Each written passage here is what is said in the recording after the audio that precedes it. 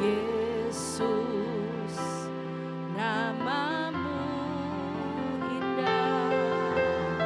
Yesus, ku cinta kau selalu, ku tinggikan, ku agungkan selamanya. Yesus, kau sungguh baik. Yesus,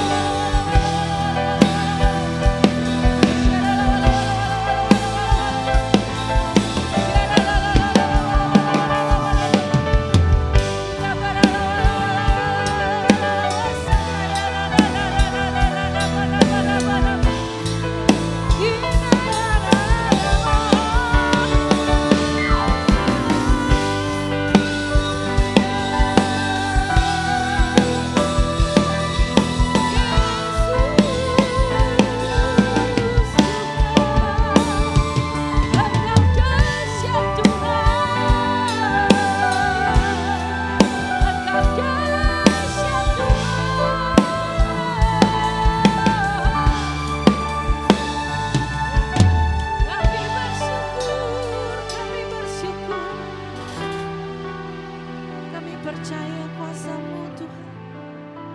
Kami percaya Kau nyatakan kemurahan-Mu, rahmat yang baru pagi ini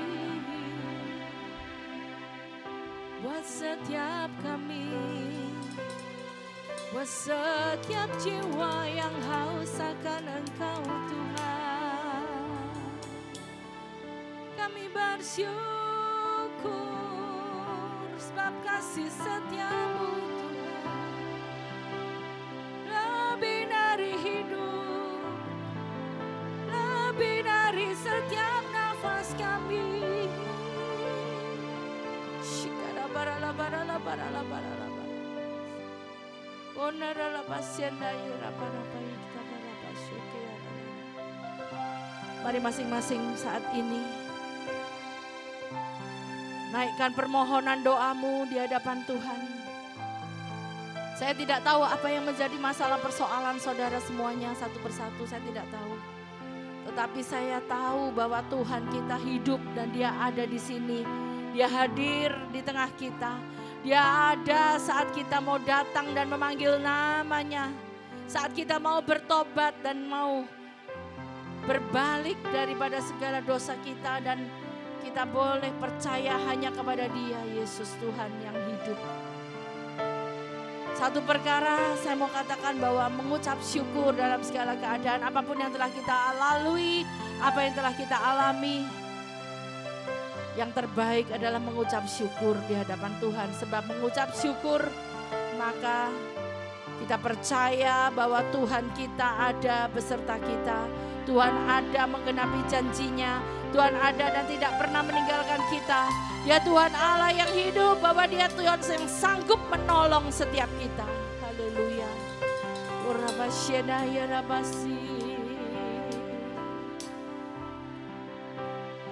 Kita mau naikkan sebuah lagu, saudara. Lagu ini gampang sekali untuk dipelajari. Dan biarlah menjadi rema buat setiap kita. Kita boleh diberkati, dan kita saat mungkin ada di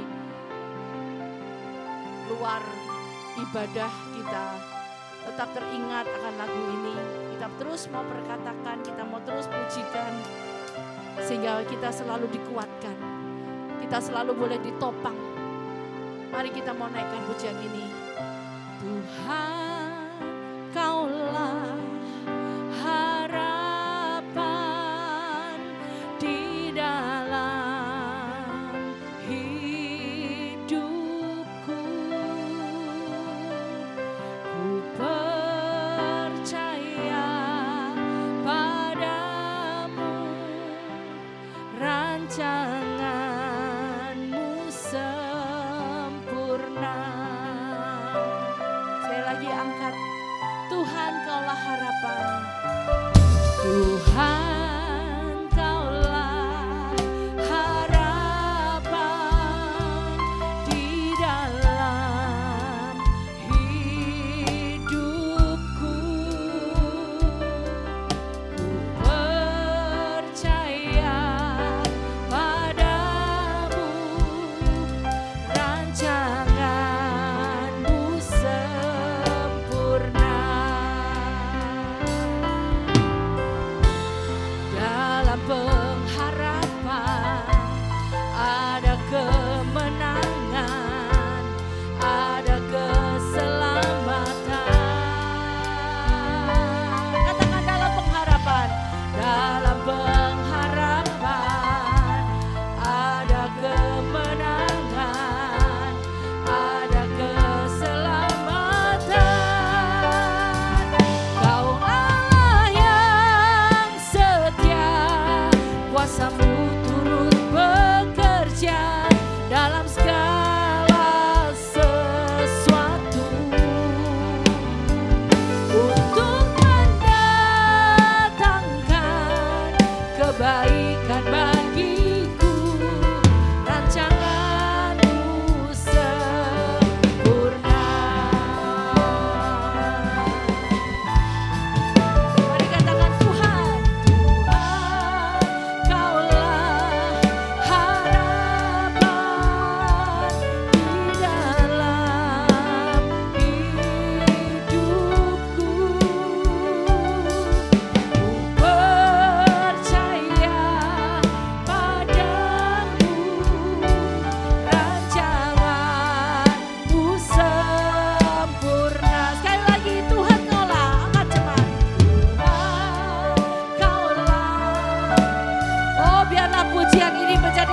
jalan kita, bahwa Dia adalah harapan kita satu-satunya. Amin. Percaya padamu, rancanganmu sempurna. Amin. Dalam pengharapan, dalam pengharapan ada kemenangan, ada keselamatan. Oh, dalam pengharapan ada kemenangan, ada keselamatan.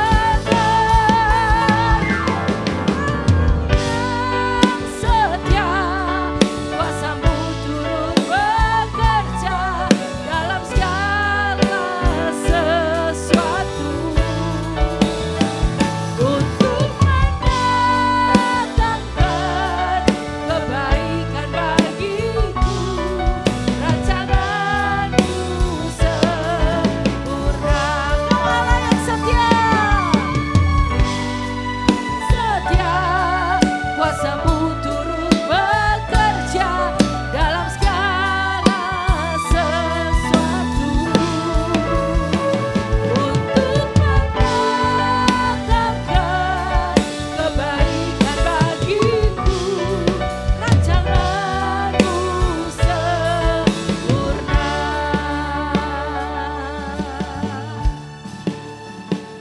Saat kita percaya bahwa rancangan Tuhan sempurna dalam hidup kita,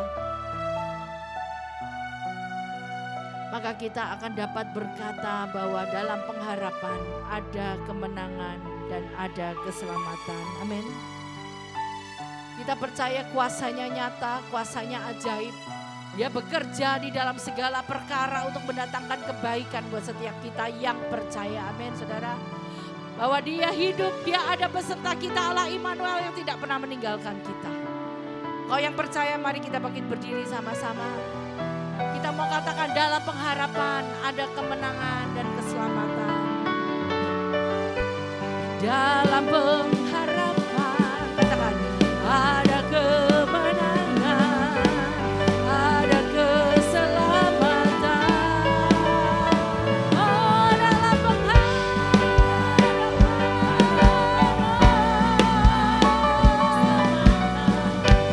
ada keselamatan. Dalam pengharapan, dalam pengharapan ada kemenangan, ada keselamatan.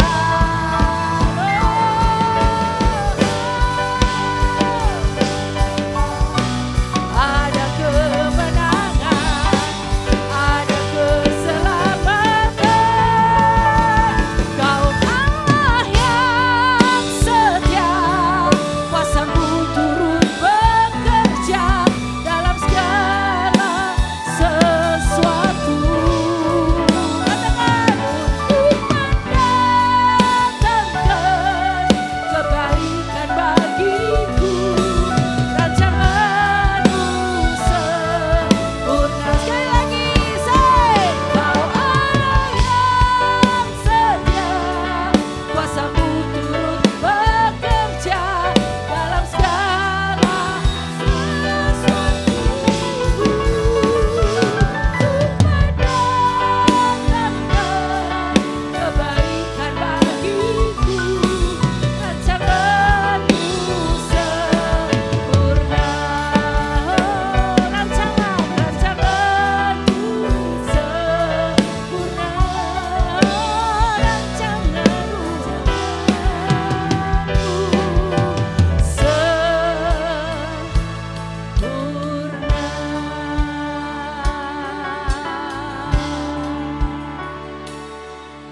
Tuhan, Kaulah harapan di dalam hidupku.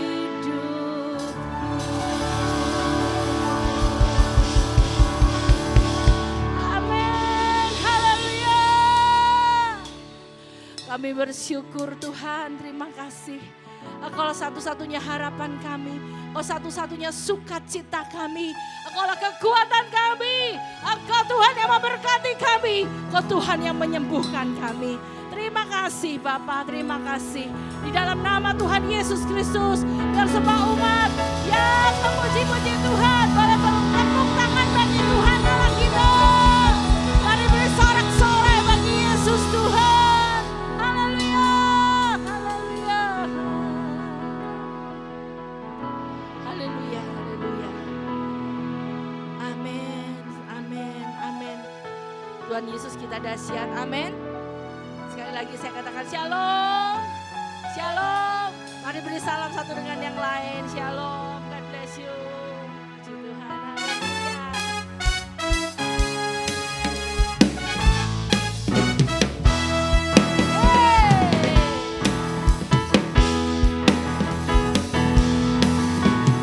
Tuhan baik di dalam hidupku, selalu setia di sepanjang hidupku. Nyatalah perbuatanmu, katakan, kaulah sukacitaku. Oh, oh Tuhan baik di dalam hidupku, selalu setia di sepanjang hidupku. Nyatalah perbuatanmu, kaulah sukacitaku. Haleluya, mari lambaikan tangan, ku bersorak. Tuhan, angkat jempol. Amin, haleluya. Ku bersorak, Tuhanku dahsyat berkuasa.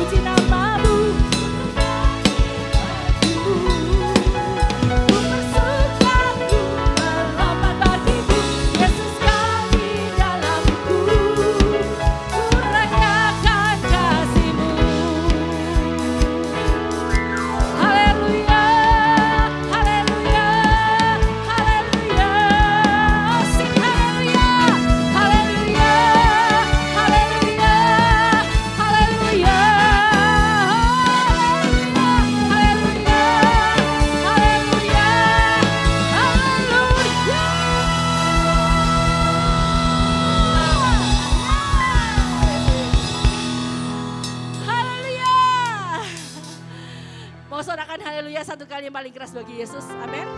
1, 2, 3. Haleluya. Yesus kita dahsyat. Amin. Dia tidak pernah meninggalkan kita, saudara. Amin. Kita mau bersorak dan nyanyikan haleluya bagi Tuhan kita. Hey, I shout haleluya.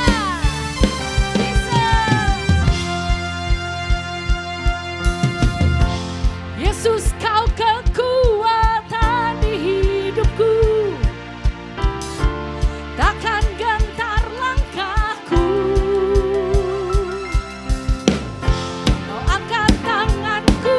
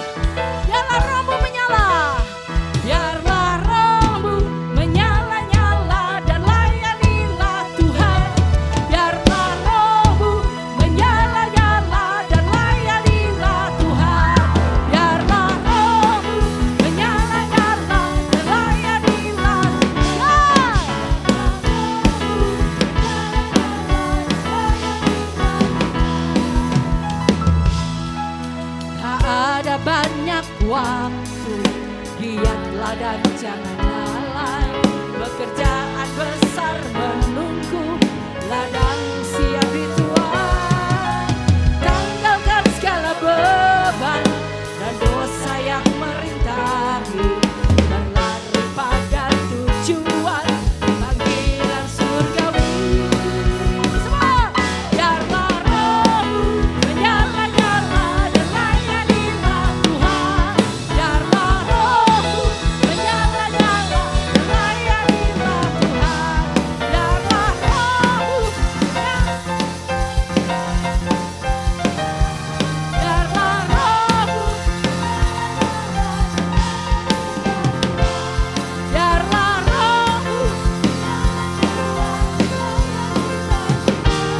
Biarlah rohmu menyala-nyala dan layanilah Tuhan. Once more. Tak ada banyak waktu, giatlah dan jangan lalai, pekerjaan besar menunggu, ladang siap dituai. Tanggalkan segala beban dan dosa yang merintangi, berlari pada tujuan panggilan surgawi. Biarlah rohmu, biarlah rohmu, biarlah rohmu menyala-nyala dan layanilah Tuhan. Biarlah rohmu menyala-nyala dan layanilah Tuhan. Biarlah rohmu biarlah rohmu menyala-nyala dan layanilah Tuhan. Biarlah rohmu menyala-nyala dan layanilah Tuhan. Biarlah rohmu menyala-nyala dan layanilah Tuhan.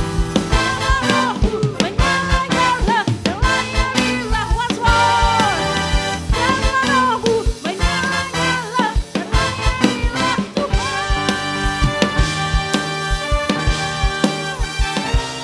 Layani Tuhan.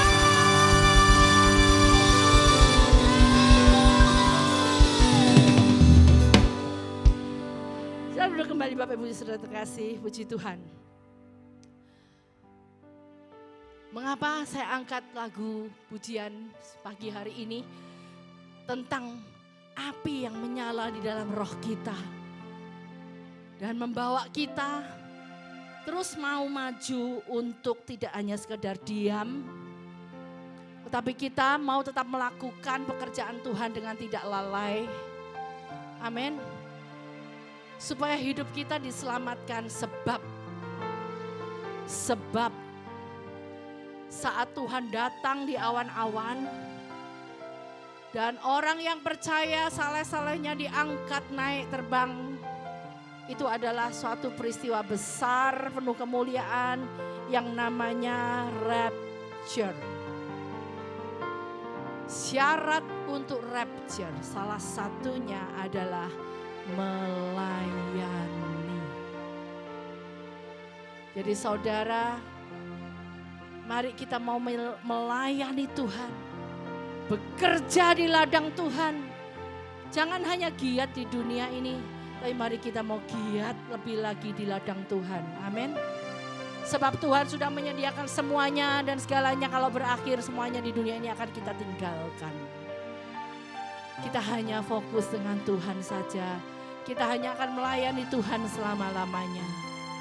Mari giat dan menyala-nyala bagi Tuhan. Setuju katakan amin.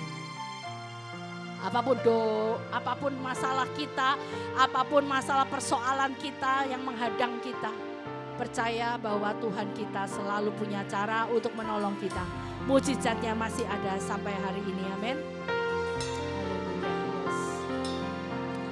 Saat badai datang menghampiri hidupku, saat keadaan seakan tak menentu, Kau perlindunganku, Engkau kekuatanku, dalam hadirat-Mu tenanglah jiwaku.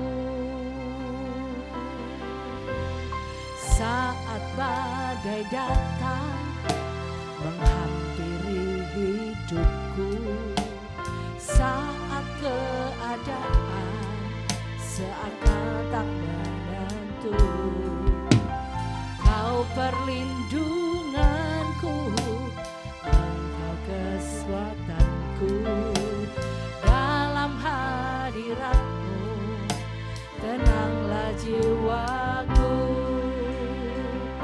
Hatiku percaya kuasa-Mu, kekuatan-Mu menopangku melewati badai. Hatiku percaya kuasa-Mu, kekuatan-Mu jadikanku lebih dari pemenang.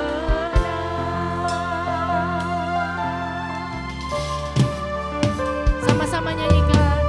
Saat badai datang menghampiri hidupku, saat keadaan seakan tak menentu, Kau perlindunganku, Engkau kekuatanku, dalam hadirat-Mu tenanglah jiwaku.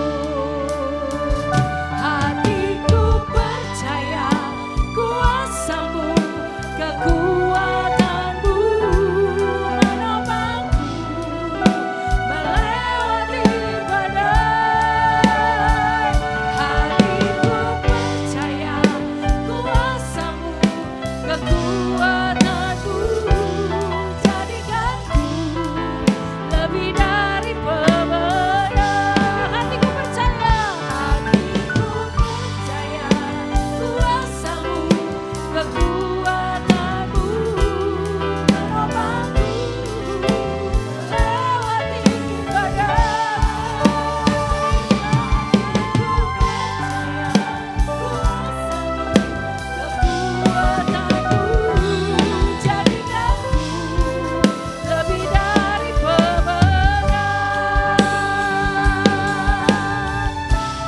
Saat badai datang, silih berganti dalam hidupku.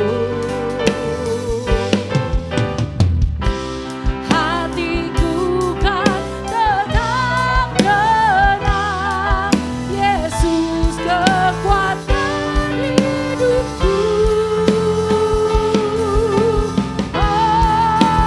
Hatiku percaya kuasa-Mu, kekuatan-Mu menopangku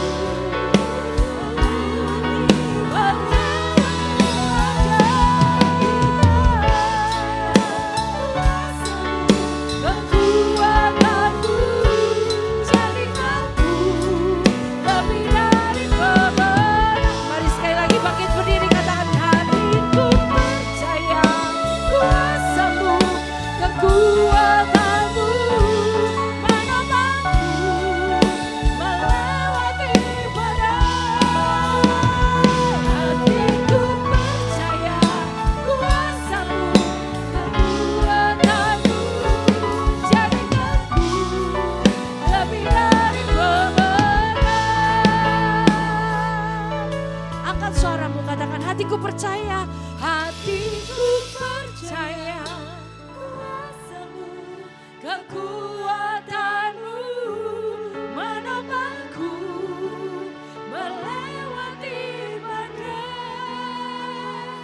Hatiku percaya kuasa-Mu, kekuatan-Mu jadikanku lebih dari pemenang. Hatiku percaya, udah Bapak Gembala. Kuasa-Mu, kekuatan-Mu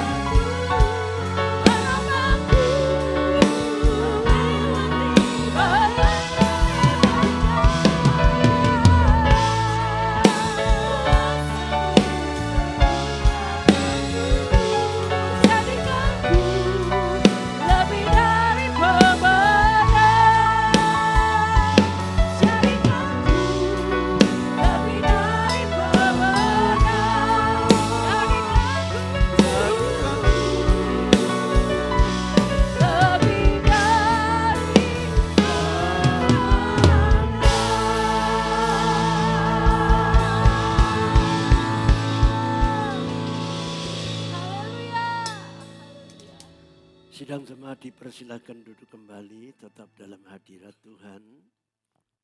Mari kita sehati sepikir sepakat berdoa. Bapa, terpujilah namamu apabila kami boleh melewati bulan yang kedua dan memasuki bulan yang ketiga pada minggu pertama. Ya Tuhan, kami tahu ini merupakan salah satu penggenapan firman-Mu. Seolah-olah kami merasakan waktunya amat sangat singkat dan cepat berlalu. Oleh karena itu, ya Allah ya Tuhanku, perkenankanlah kami mohon agar supaya kami tetap menghargai setiap detik dan menit, jam dan hari, bulan dan tahun untuk mengerjakan keselamatan bersamamu. Oleh sebab itu pagi hari ini biarlah kami boleh mendengarkan arahan petuahmu, petunjukmu sehingga kami tidak akan melakukan salah jalan. Melalui kuasa firman-Mu hamba-Mu mohon supaya mereka semua boleh tenang dan konsentrasi untuk fokus percaya kepada firman-Mu saja. Sehingga mereka akan pulang membawa berkat dan mengalami perubahan dan terus menikmati kesejahteraan yang sudah Engkau janjikan. Dan mereka akan menjadi umat yang Engkau menangkan sehingga mereka boleh bersukacita dan memiliki roh yang menyala-nyala. Terima kasih ya Tuhan. Berkati pertemuan pagi hari ini. Dan apabila ada segala bentuk kuasa roh jahat yang ingin menghalang-halangi, kami mempunyai otoritas untuk mempergunakan kuasa nama Yesus.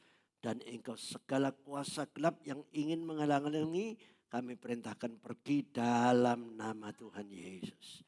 Dan biarlah damai sejahtera, sukacita, nyaman dan tentram di dalam ibadah. Dalam nama Tuhan Yesus Kristus, mari yang percaya katakan amin. Shalom. Ya, tolong lampunya dinyalakan. Ya, supaya terang.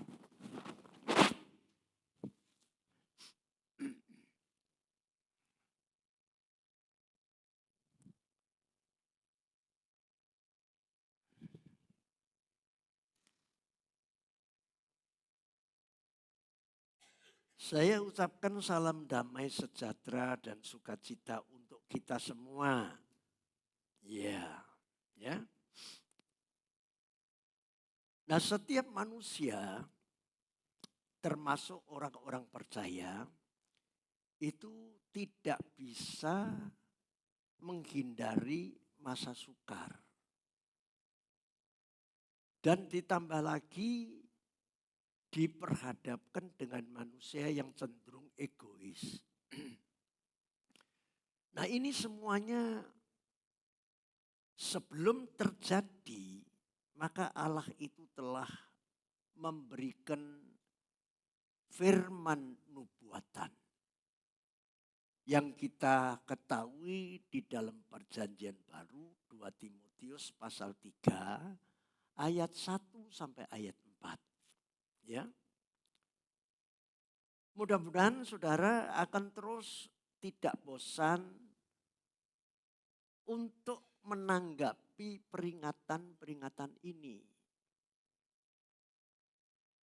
Karena keadaan yang sedang terjadi di akhir zaman ini tidak hanya kita sebagai generasi akhir zaman yang mengalaminya. Ternyata sejak dahulu, kita nggak usah jauh-jauh. Kalau kita memulai dari zamannya Musa, lalu regenerasi kepada Yosua, ya, dan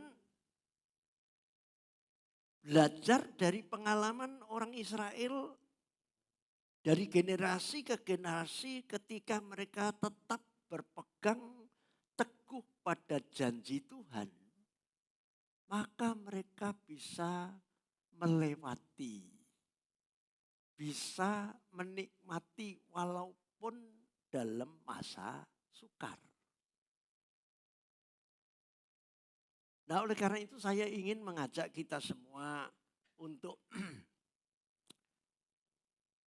memulai dengan kisah Yosua pasal 1.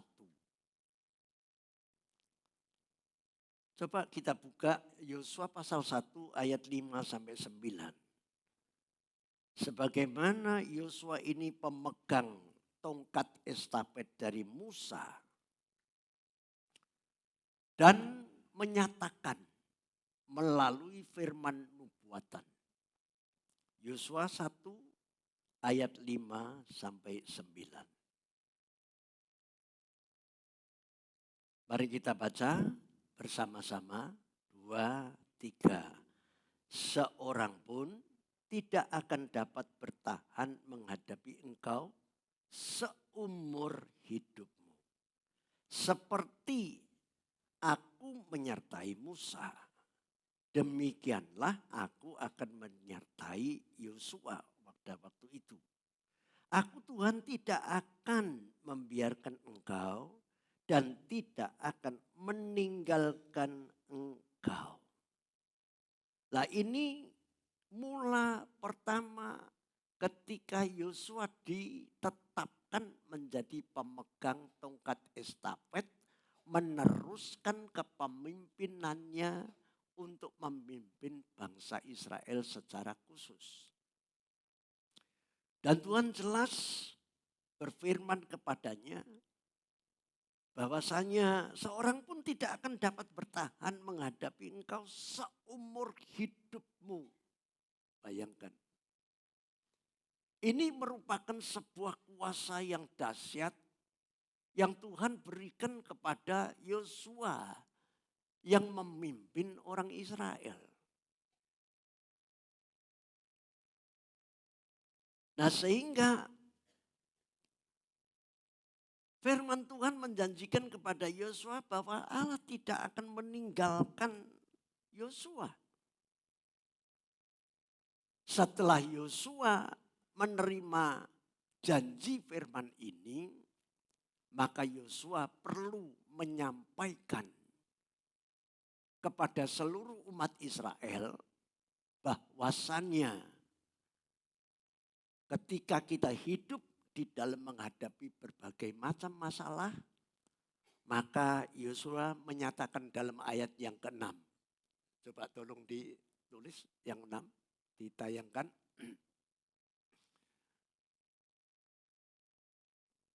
Kuatkan dan teguhkanlah hatimu, sebab engkaulah yang akan memimpin bangsa ini.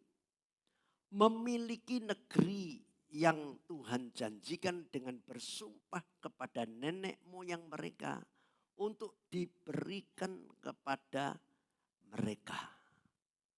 Lalu diulang kembali di dalam ayat yang ke-7. Mari. Ya. Ayat yang ke-7, hanya kuatkan dan teguhkanlah hatimu dengan apa? Sungguh-sungguh.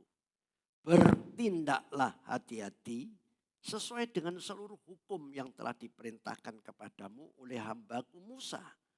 Janganlah menyimpang ke kanan atau ke kiri, supaya engkau beruntung kemanapun engkau pergi. Nah, penegasan yang kedua ini bukan berarti seolah-olah itu berdiri sendiri. Namun ini ada kaitannya dengan peneguhan yang pertama tadi. Supaya kita ini memperhatikan dengan sungguh-sungguh. Lalu apa kira-kira yang perlu dilakukan oleh kita supaya kita ini bisa mengalami kuat, teguh, dan apa? Mendapatkan apa yang Tuhan janjikan. Nah, maka ayat 8 memberikan petunjuk. Ayat 8, janganlah engkau lupa memperkatakan kitab Taurat ini. Tetapi renungkanlah itu siang dan malam. Supaya engkau bertindak hati-hati sesuai dengan segala yang tertulis di dalamnya. Sebab dengan demikian, apa yang dimaksudkan sebab dengan demikian, maka kata sebab dengan demikian itu menunjuk kepada ayat 8 bagian A. Janganlah engkau lupa memperkatakan kitab Taurat. Dan renungkanlah itu siang dan malam. Nah, sehingga kita ini bisa bertindak hati-hati sesuai dengan segala yang tertulis di dalamnya. Sehingga perjalananmu akan berhasil dan engkau akan beruntung. Lalu pesan ini diulang yang ketiga kalinya, ya. Mari dengan cepat ayat 9. Bukankah telah kuperintahkan kepadamu, kuatkan dan teguhkanlah hatimu. Janganlah kecut dan tawar hati. Sebab Tuhan Allahmu menyertai engkau kemanapun engkau pergi. Nah, coba saudara perhatikan ayat 9 ini, bukankah telah kunya besar atau kecil? Iya. Jadi Yosua menyatakan bahwa ini Tuhan yang berbicara, Tuhan yang berjanji. Untuk supaya kita ini melakukan, memerintahkan kepada kita, kuatkan dan teguhkanlah hatimu, janganlah kecut dan tawar hati. Kecut dan tawar hati ini, kecut itu ya boleh dikata ada unsur kecewa, unsur rasanya tidak menanggapi, ya. Tawar hati itu ya kok ngene-ngene baik atau bosen dan lain sebagainya. Tawar hati. Sedangkan Tuhan menyatakan Tuhan Allahmu itu menyertai engkau kemanapun engkau pergi. Mari jemaat yang dikasihi oleh Tuhan.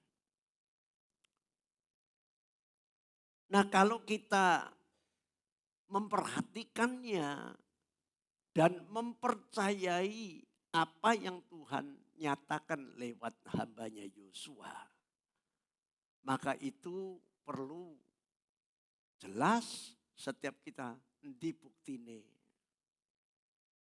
Apakah nyata, apakah iya. Nah, saudara yang dikasihi oleh Tuhan, memang janji Tuhan itu perlu dinyatakan dengan sebuah peristiwa sesuai dengan janji Tuhan. Ada buktinya, ada orang-orang yang mengalaminya. Maka ketika kalau saudara membaca kitab Hakim-Hakim, mulai dari pasal 1, pada waktu itu setelah Yosua memimpin umat Israel, dan Yosua tentu mempunyai keterbatasan umur juga seperti Musa.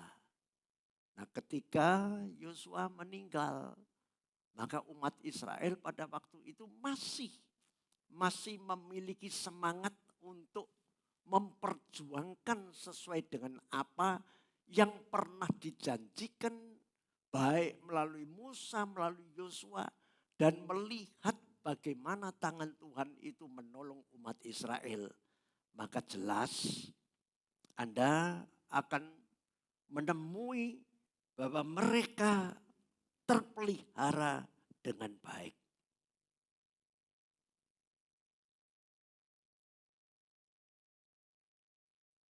Namun ternyata yang namanya waktu demi waktu yang dijalani oleh umat Israel, begitu juga yang kita jalani. Itu tidak semudah seperti apa yang kita harapkan. Maka kalau kita mencermati zaman sekarang ini ada banyak orang sambat, ya, mengeluh setiap ketemu itu pasti keluhan-keluhan itu serupa, senada, ya. Dan yang dikeluhkan paling utama adalah kebutuhan hidup. Iya, saudara. Lalu apakah Tuhan itu tidak memperhatikan tentang kebutuhan sandang pangan papan kita? Ya yang jelas amat sangat memperdulikan. Dan tahu tentang keberadaan kita masing-masing. Nah sehingga ketika kalau sekarang ini ada banyak orang yang berkeluh kesah. Zamannya hakim-hakim pun ya juga sama. Coba tolong ditayangkan Hakim-hakim pasal 2 ayat 7.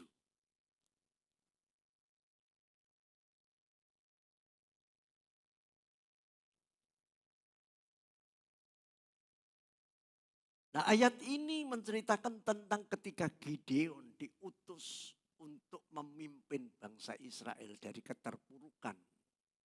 Dan Anda perhatikan ini Gideon bukan salah satu di antara sekian hakim-hakim. Sebelumnya itu ada Deborah, ada ini dan itu. Semua hampir sama. Namun keluhan ini jatuh pada zamannya Gideon. Karena Gideon sendiri ya juga iki piye toh. Kok bolak-balik ngene, kok rasane piye. Nah, sehingga ayo kita baca supaya Anda jelas. Ayo kita baca 2, 3. Dan bangsa itu beribadah kepada Tuhan sepanjang zaman Yosua dan sepanjang zaman para tua-tua yang hidup lebih lama daripada Yosua. Dan yang telah melihat segenap perbuatan yang besar yang dilakukan Tuhan bagi orang Israel.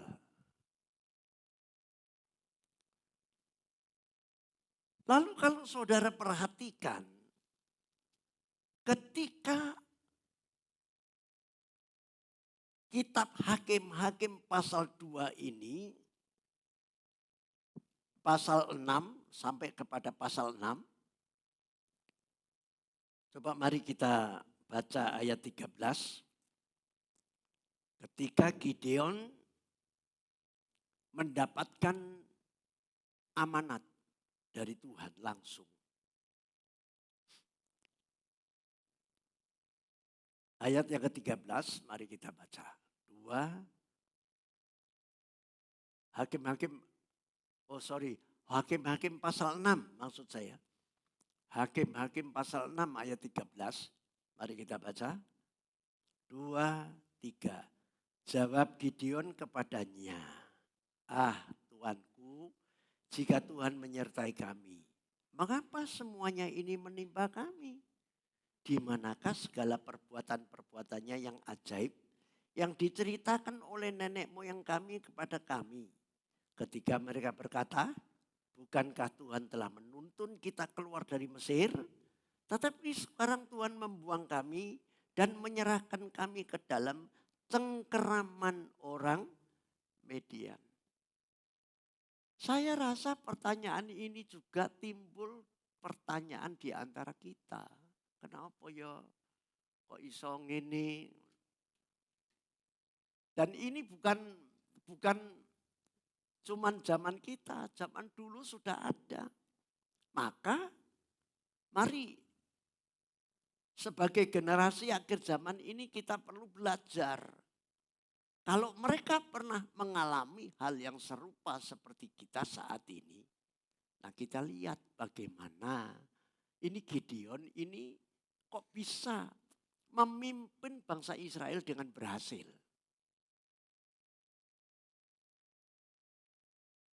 Yang jelas Tuhan adalah Tuhan yang tidak pernah merancangkan kejahatan atas umatnya. Men? Ini yang perlu kita yakini dulu.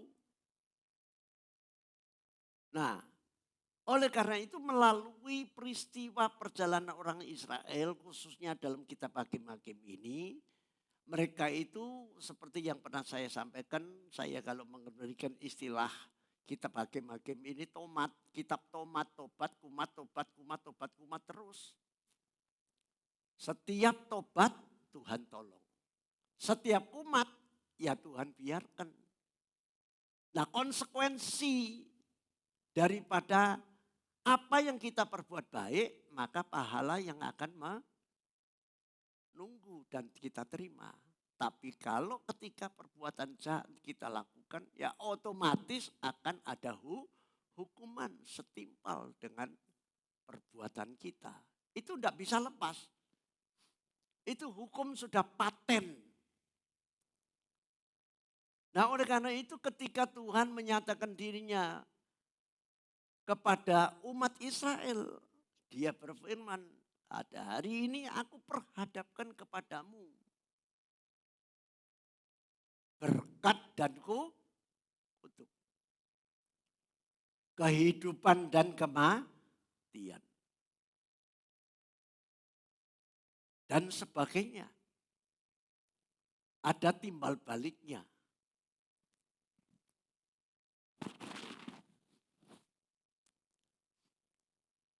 Nah, ketika Gideon menanyakan hal itu, maka Tuhan adalah Tuhan yang tidak suka berdebat.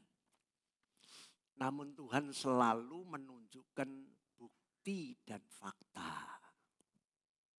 Sekaligus Tuhan itu menyatakan kasih-Nya itu tidak pernah berubah. Maka kita baca ayat 25 pasal 6, Hakim-Hakim 6 ayat 25. Ya. Pada malam itu juga Tuhan berfirman kepadanya, "Ambillah seekor lembu jantan kepunyaan ayahmu, yakni lembu jantan yang kedua, berumur 7 tahun. Runtuhkanlah mezbah Baal kepunyaan ayahmu dan tebanglah tiang-tiang berhala yang di dekatnya." Kemudian ayat 26. "Kemudian dirikanlah mezbah bagi Tuhan Allahmu di atas kubu pertahanan ini dengan disusun baik. Lalu ambillah lembu jantan yang kedua dan persembahkanlah korban bakaran dengan kayu tiang berhala yang akan kau tebang itu."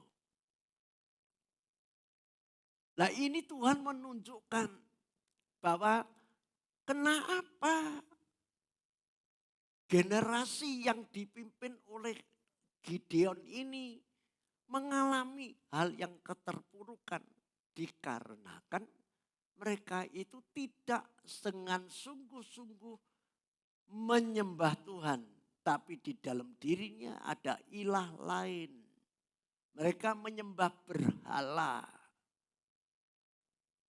Maka yang paling inti bagi kita sekarang ini, mari kita perlu waspada dengan segala bentuk berhala. Berhala itu tidak sebatas patung. Tapi berhala itu bisa berbagai macam. Yang saat ini sedang marak. Ya. Lewat gadget, maka Anda itu bisa kecanduan. Anak-anak itu sampai ada yang tidak peduli dengan orang tuanya. Kalau Anda pernah melihat YouTube dari Tiongkok sana, pemerintah Tiongkok itu sedang gencar untuk menangani permasalahan orang-orang yang lagi kecanduan gadget.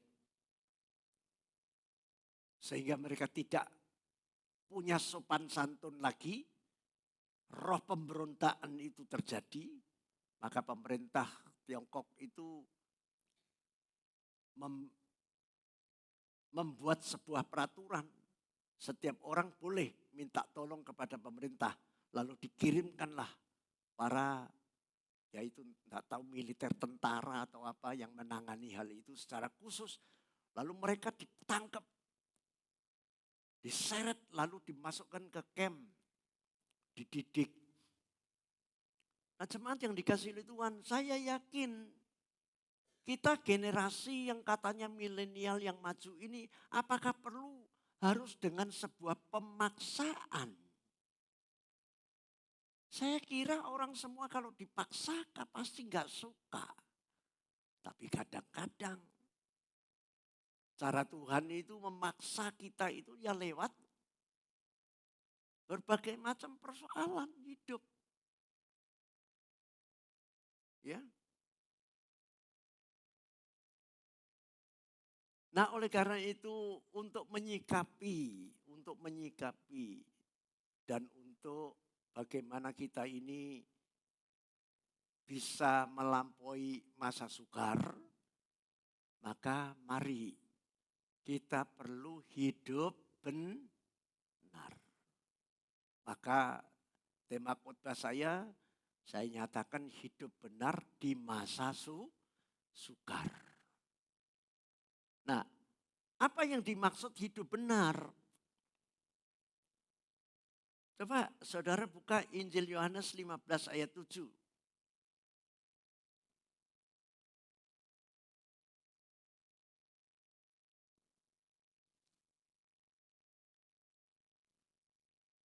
Karena konsep Tuhan atas setiap kita yang bisa melampaui atau menang atas pergumulan hidup ini tidak ada lain. Dan Tuhan ingin agar supaya setiap orang itu boleh mengalami yang namanya kemenangan. Ya, ayo kita baca Yohanes 15 ayat 7, 2, 3. Jikalau kamu tinggal di dalam aku dan firmanku tinggal di dalam kamu, mintalah apa saja yang kamu kehendaki dan kamu akan menerimanya. Nah, inilah petunjuk yang dikatakan jikalau kita ini tinggal di dalam aku, yaitu iman percaya kepada Yesus Kristus melalui firman-Nya yang tinggal di dalam kita. Firman yang tinggal di dalam kita itu tidak sesederhana, oh ya firman-Ku tinggal, bukan. Maksudnya firman-Ku tinggal di dalam kamu. Yaitu kita mesti melakukan berdasarkan firman Tuhan sebagai petunjuk satu-satunya. Harus dan wajib. Nah, sehingga ketika kalau saudara dan saya ini terus melatih diri untuk tinggal di dalam firman, melakukan firman. Dan melakukan firman ini kalau diterjemahkan diperluas banyak sekali dalam segala hal. Masing-masing punya kewajiban dan masing-masing punya tanggung jawab atas konsekuensi apa yang kita perbuat. Jelas tidak ada firman Tuhan yang memberikan petunjuk kepada kita itu untuk nyosor, untuk jungkur, untuk geblak atau untuk terguling-guling. Tidak. Firman Tuhan adalah satu-satunya petunjuk agar supaya kita terhindar dari berbagai macam kesukaran dan malapetaka yang sedang mengintai kita. Bahkan sampai kepada kebinasaan.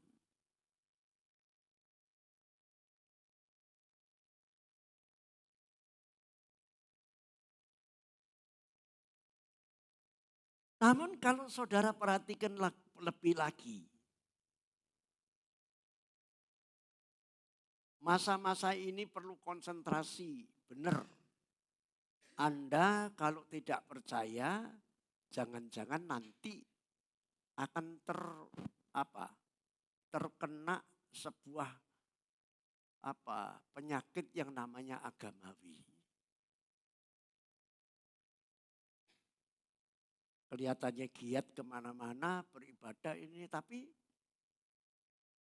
tidak memiliki hasil yang bisa merubah karakter dan tabiat manusiawi kita yang cenderung kepada menuruti hawa nafsu. Coba saya akan memberikan pengertian ini lewat Yohanes 12. Yohanes 12 ayat 28 sampai 30. Mari kita perhatikan. Ini sebuah peristiwa.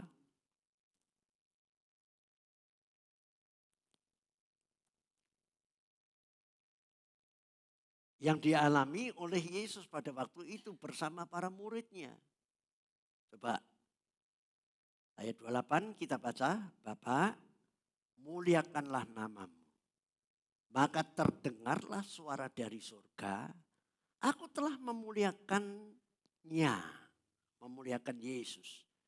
Dan aku Bapa akan memuliakannya lagi, memuliakan anaknya lagi. Lalu Anda perhatikan, orang banyak ayat 29. Orang banyak yang berdiri di situ dan mendengarkannya berkata bahwa itu bunyi guntur. Ada pula yang berkata, seorang malaikat telah berbicara dengan dia. Lalu Anda perhatikan ayat 30. Ada satu nasihat dan sekaligus peneguran istilahnya. Jawab Yesus. Suara itu telah terdengar bukan oleh karena aku, melainkan oleh karena kamu. Nah ini sebuah peristiwa di mana Yesus itu akan menyatakan dirinya untuk berkorban bagi dia, naik ke atas kayu salib. Selaku manusia, dia sebetulnya ya juga takut. Selaku manusia dia sendiri juga kalau boleh lalukan cawan ini, kan begitu.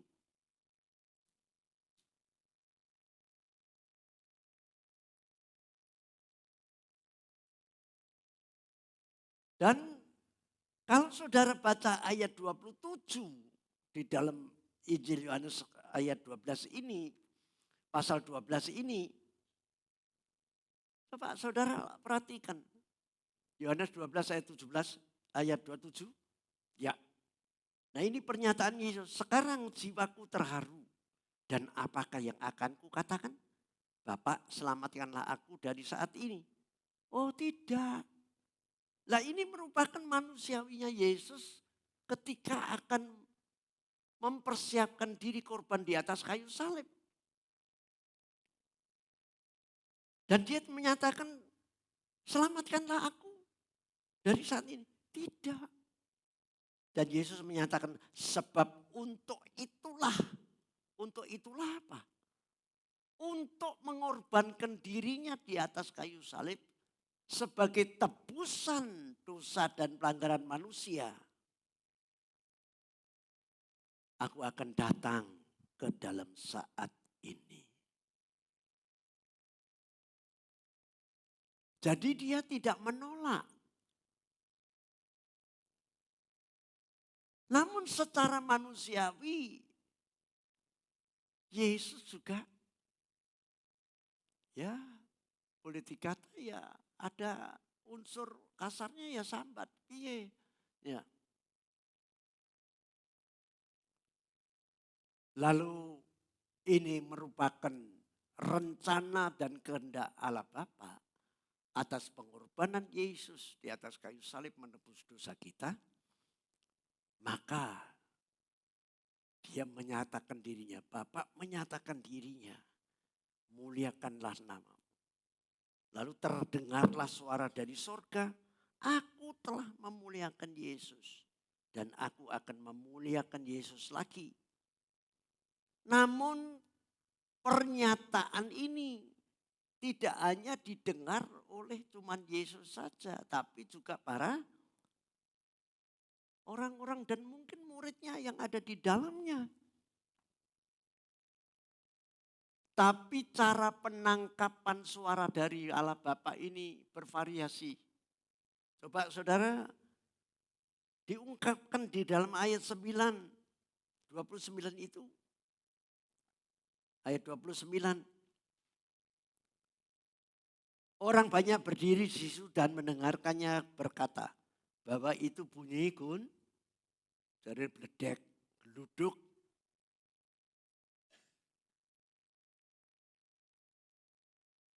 Nah kalau geluduk itu kan suara yang ya boleh dikata suara opo, suara gedabur, suara gak masuk akal dan lain sebagainya, geluduk. Ada pula yang berkata seorang malaikat telah berbicara dengan Yesus. Ada yang lebih lumayan, oh seorang malaikat itu yang berbicara. Tapi Yesus menegaskan dalam ayat 30, coba kembali ayat 30. Jawab Yesus, suara itu telah terdengar bukan oleh karena aku Yesus, melainkan oleh karena kamu, oleh karena kita. Nah artinya apa? Artinya adalah jangan sampai tidak percaya kepada otoritas kuasa Allah yang diemban di dalam anaknya yang bernama Tuhan Yesus Kristus itu untuk menuntun kita menuju kepada keselamatan yang kekal. Amen. Nah, maka kita harus memiliki sikap.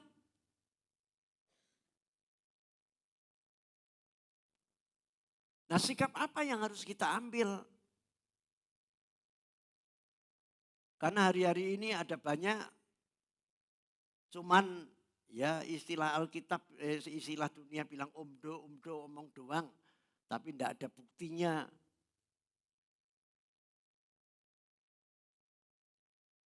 Sebagai orang percaya, mari kita bersama-sama untuk mencermati, jangan sampai kita tidak mentaati firman. Memang melakukan firman itu tidak semudah seperti apa yang kita bahas. Melalui banyak perjuangan dan pergumulan. Namun percayalah, ketika kita mau menyediakan hati dan pikiran kita, maka kekuatan Tuhanlah yang akan menopang kita. Sehingga saudara dimampukan. Sedangkan ketika kalau kita tidak taat, seperti kalau saudara baca di dalam Hakim-Hakim pasal 6 ayat 1, maka Anda akan menemukan kesengsaraan yang mereka alami. Ya. Nah, pagi hari ini tidak hanya zamannya hakim-hakim. Coba saya akan mengajak saudara untuk melihat kitab Habakuk. Habakuk pasal 2. Kitab Habakuk pasal 2 ayat 1 sampai 5.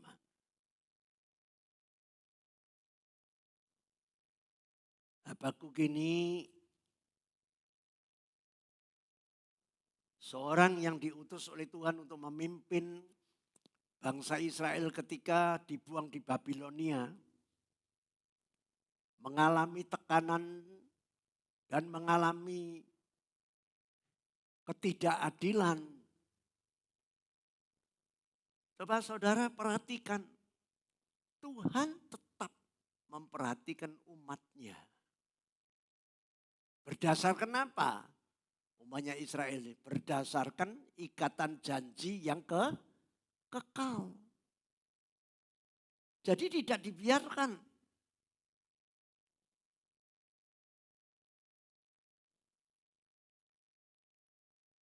Nah, pagi hari ini kita akan mendapatkan petunjuk apabila ada kesukaran, ada macam-macam persoalan.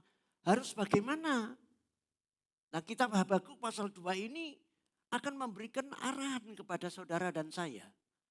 Dibutuhkan apa? Ayo kita baca ayat 1.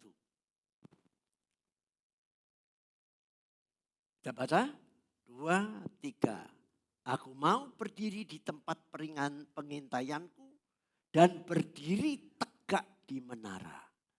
Aku mau meninjau dan menantikan apa yang akan difirmankannya kepadaku dan apa yang akan dijawabnya atas pengaduanku. Nah, saudara perhatikan, maka kalau kita sedang mengalami persoalan tentu itu tidak akan membuat kita ini tenang dan tentram, terutama di dalam keluarga. Kita tidak usah ngomong soal yang besar gini, jemaat lah, keluarga kita ini. Pasti gonjang ganjing tidak enak.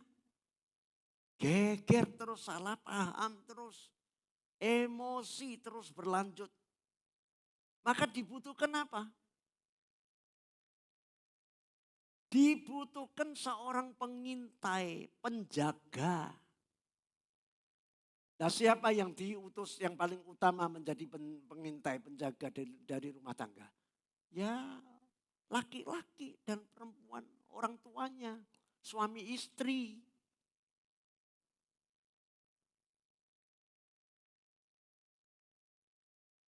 Nah, fungsinya pengintai itu paling yang pertama adalah mengintai akan keadaan keluarga kita masing-masing. Setuju? Iya, dibutuhkan. Karena kepala keluarga itu ditetapkan oleh Tuhan untuk menggembalakan keluarga. Sekaligus penjaga.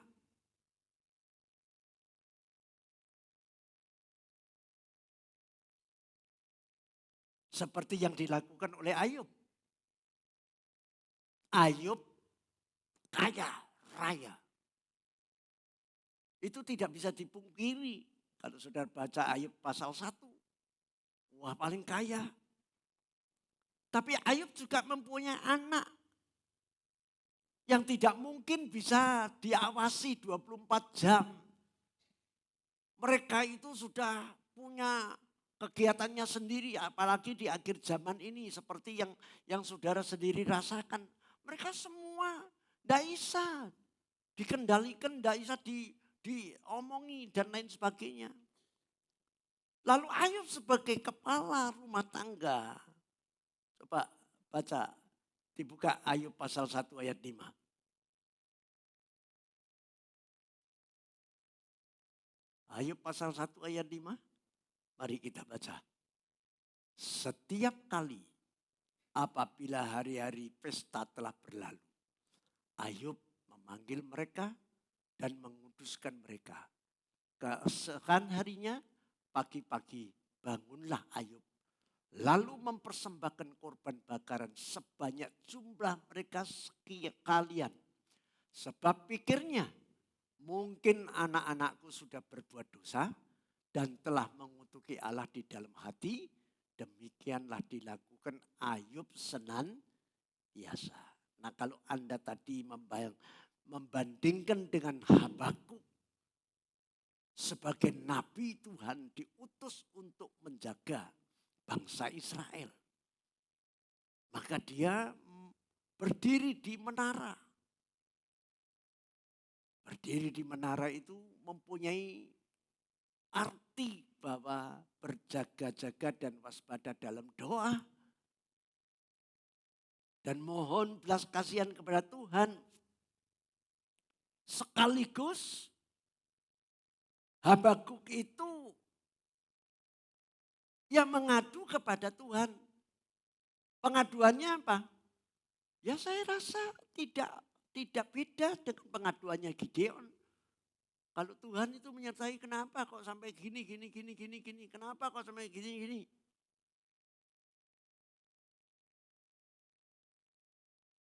Coba kita kembali kepada Habakuk pasal 2 ayat 2. Apa jawab Tuhan? Ketika Habakuk itu mengeluh. Tuhan tidak mau berdebat. Selalu to the point. Diberikan petunjuk. Habakuk pasal 2 ayat 2. Habakuk 2 ayat 2. Mari kita baca. 2, 3. Lalu Tuhan menjawab aku demikian. Tuliskanlah penglihatan itu dan ukirkanlah itu pada loh-loh. Supaya orang sambil lalu dapat membacanya. Dan Tuhan dengan jelas mengingatkan kepada Habakuk bahwasanya karena orang Israel itu sudah istilahnya tidak percaya kepada firman, tidak melakukan firman Tuhan itu dengan segenap hati. Maka mereka mendapatkan konsekuensi logisnya, yaitu ya seperti yang saya katakan dalam pendahuluan, mendapatkan hukuman. Lah kenapa kok ada pahala, ada hukuman? Ya itu menunjukkan keadilan, kemahaadilan Tuhan. Kalau enggak semuanya digebiak uyah, yang berdosa pun dikasih pahala, ya kok enak. Nah semua orang akhirnya, ayo jujur. Kalau misalkan yang berdosa pun ya juga wah enggak apa-apa diberkati seperti orang yang enggak berdosa. Lalu saya tanya, enak mana? Menjadi orang baik atau menjadi orang merosal? Ya semua orang ya jadi orang merosal, liar. Karena bebas toh, tanpa ada hambatan, tanpa ada larangan, tanpa ada cemohan dan lain sebagainya. Karena entoh nanti akhirnya ya juga mendapatkan upah. Maka dari pengertian inilah saya kembali lagi menghadapi masa sukar harus menjadi orang benar. Nah orang benar itu punya tugas dan kewajiban. Terutama adalah menjadi penjaga keluarga. Dan kalau saudara perhatikan lebih jauh,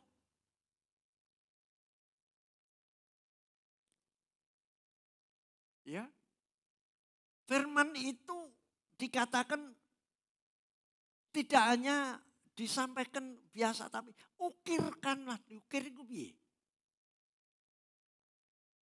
Coba diukir dipahat gitu. Di mana? Loh hati. Dalam hati kita.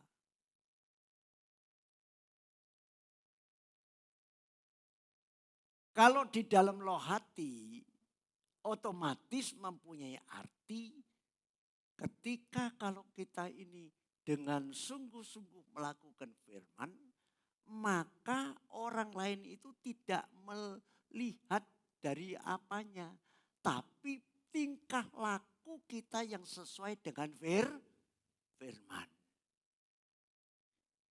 Supaya orang sambil lalu dapat membacanya. Nah, membacanya piye membaca sambil lalu.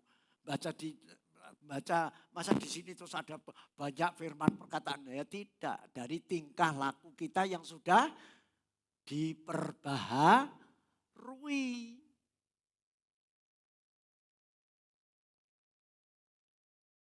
Nah ini merupakan satu hal yang amat sangat penting supaya kita ini bisa keluar dari permasalahan dan kuat di dalam menghadapi berbagai macam masa sukar yang sedang terjadi. Kalau enggak gendul saudara, kalah, jatuh bangun. Dan bahkan saya kagum dengan Ayub ini. Padahal dia sudah menunaikan tugas yang saya katakan luar biasa. Bertanggung jawab atas keluarganya. Tapi entoh masih bisa ya malapetaka menimpa keluarganya dalam satu hari habis semua. Lalu saudara perhatikan, kenapa Ayub itu bisa mempunyai sikap tidak menyalahkan siapa-siapa. Bahkan dia tidak berani menyalahkan Tuhan. Hari-hari ini ada banyak orang ketika mereka tertimpa dengan berbagai macam persoalan, lalu ujung-ujungnya Tuhan yang salah. Ayo kita perlu bertobat loh. Jangan sampai sekali-kali kita ini menyalahkan Tuhan. Tuhan tidak pernah salah. Tuhan itu selalu kasih dengan kita. Coba Ayub pasal 1 ayat 22. Ayub 1 ayat 22.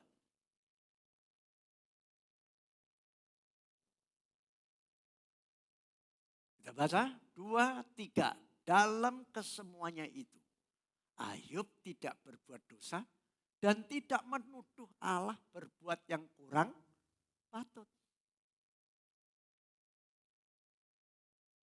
Tapi beda dengan istrinya, kalau saudara baca lebih lanjut, istrinya, masih engkau pujakah Tuhanmu? Kamu sudah dalam keadaan ini, kamu salah ini, kok masih seperti itu? Kok kamu tidak mengutuki Tuhanmu? Lalu Ayub menjawab, kowe iki kaya wong edan.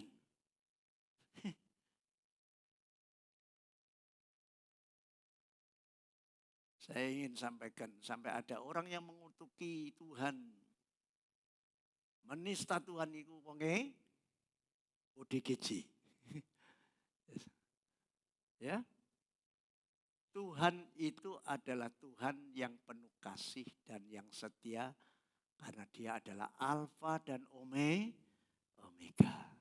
Ingat, Anda dan saya ini diciptakan oleh Tuhan. Dan Tuhan punya maksud. Maksud yang utama adalah kita dijadikan partner yang abadi.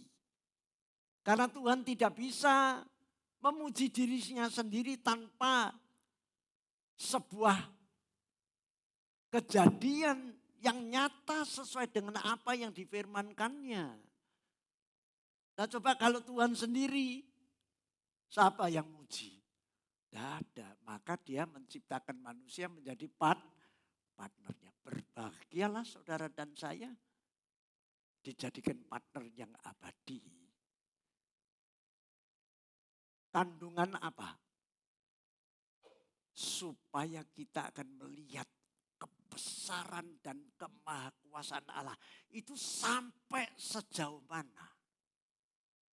Lewat perjalanan hidup kita ini, kalau saudara lihat bangsa Israel jatuh bangun, tapi Tuhan tetap memperdulikan mereka.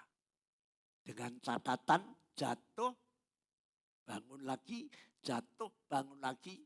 Maksudnya jatuh, bangun lagi itu berdamai lagi dengan Tuhan, bertobat lagi. Dan Tuhan tetap setia akan mengarahkan orang yang bertobat.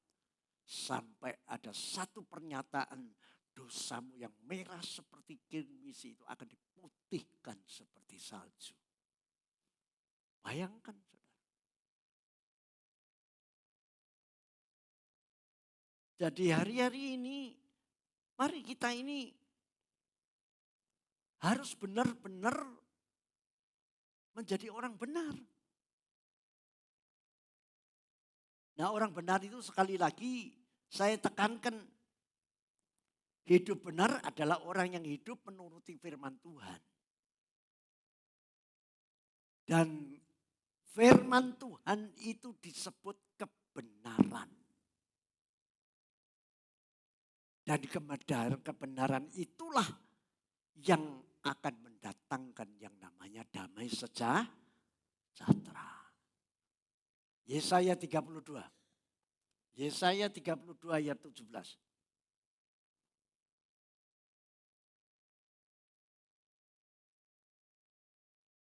Mari kita baca. 2, 3. Di mana ada kebenaran, di situ akan tumbuh damai sejahtera. Dan akibat kebenaran ialah apa? Apa? Ketenangan. Dan ketentraman untuk apa? Selama-lamanya sehingga Anda dan saya tidak perlu takut, tidak ada ketakutan yang bisa membuat kita ini gagal dalam perjalanan menuju kepada keselamatan.